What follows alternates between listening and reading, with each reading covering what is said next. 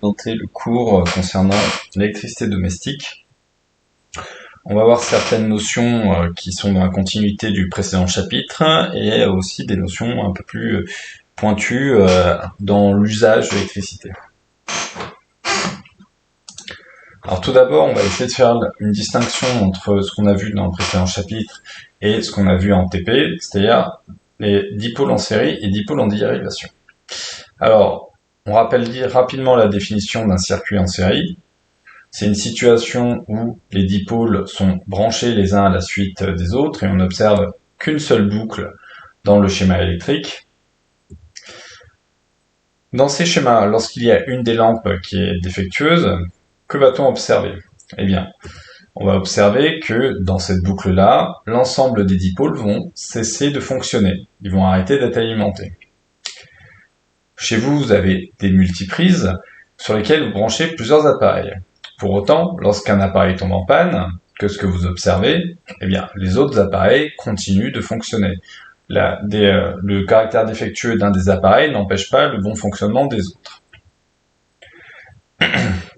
Ça invite à poser la question, c'est quoi la différence entre un circuit en série et ce qu'on observe sur une multiprise? Eh bien, les appareils sur une multiprise sont branchés en dérivation.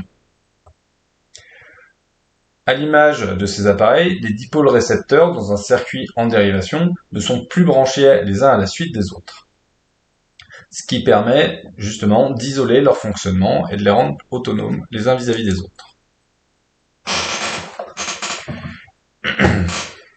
La définition finalement d'un circuit en dérivation, il s'agit d'un circuit où on observe plusieurs boucles et dans chacune de ces boucles, on peut par contre avoir plusieurs dipôles récepteurs qui peuvent être branchés en série, c'est-à-dire les uns à la suite des autres. Le fait que ces boucles de dérivation soient autonomes vis-à-vis des autres, ça permet de continuer à faire fonctionner les autres dipôles. Ici, on voit par exemple une lampe qui fonctionne malgré le caractère défectueux d'une deuxième lampe qui était présente au milieu du schéma. Pour autant, qu'est-ce qui se passe lorsqu'on fait un court-circuit sur l'une des deux lampes? On avait vu dans le précédent chapitre que ça ne posait pas souci dans un circuit en série. C'est-à-dire que on contournait une des deux lampes et la première brillait de façon plus intense et le circuit continuait à fonctionner. Donc on a ce caractère plus intense et la seconde qui disparaît. Que se passe-t-il dans un circuit en dérivation? Eh bien, dans un circuit en dérivation, on va observer quelque chose d'un peu différent, c'est-à-dire que comme on n'a pas plusieurs dipôles qui sont les uns à la suite des autres, eh bien, le chemin le plus simple pour l'électricité, ça va être d'emprunter celui où il n'y a pas de dipôle du tout. Ça va créer une situation un peu particulière, qui est également dangereuse. Cette boucle de dérivation, donc, on observe que finalement, entre la borne plus et la borne moins, il n'y a plus de dipôle. Ça va créer une situation où la sécurité du dispositif va être mise en question. Dans une installation domestique, on a des dispositifs qui s'appellent des disjoncteurs.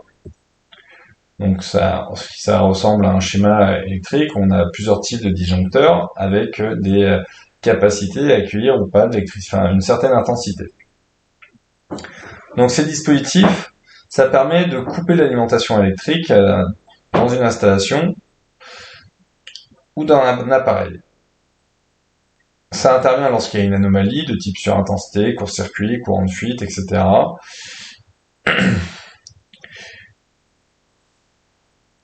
Concrètement, sur un court-circuit, qu'est-ce qui se passe? Pourquoi ça peut intervenir le disjoncteur peut intervenir? Eh bien, par analogie, lorsqu'on a une canalisation d'eau qui est percée, l'eau va s'écouler sans s'arrêter. Il n'y a rien qui va arrêter cette fuite-là, sauf si vous intervenez directement dessus ou vous coupez en amont l'eau.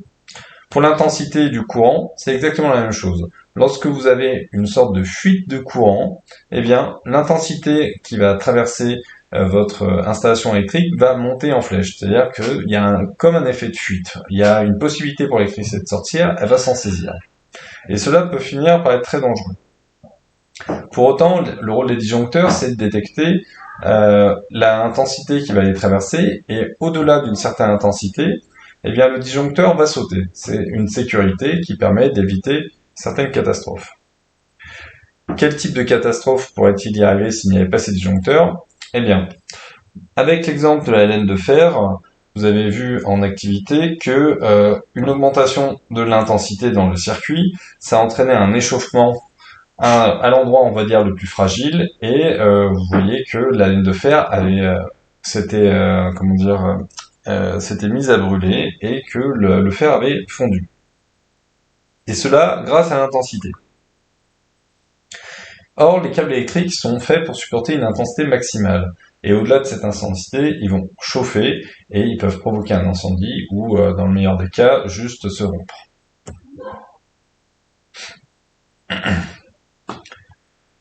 Il n'y a pas que les appareils qui ont éventuellement des problématiques liées à l'électricité, il y a aussi des risques pour les êtres humains. Il en existe deux. Le premier, ça porte sur l'électrisation. C'est lorsqu'il n'y a pas de décès, c'est quand on reçoit une décharge électrique où il n'y a pas forcément de conséquences dramatiques. Pour autant, il y a toute une gamme d'événements qui peuvent arriver suite à une électrisation.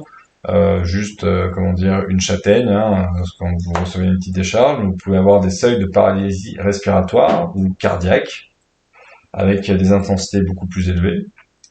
Et en cas de décès, c'est ce qu'on appelle une électrocution. Donc la différence entre électrisation et électrocution, c'est simplement de savoir s'il y a un décès ou pas. Voilà, j'espère que ça sera clair, je vous souhaite bon courage.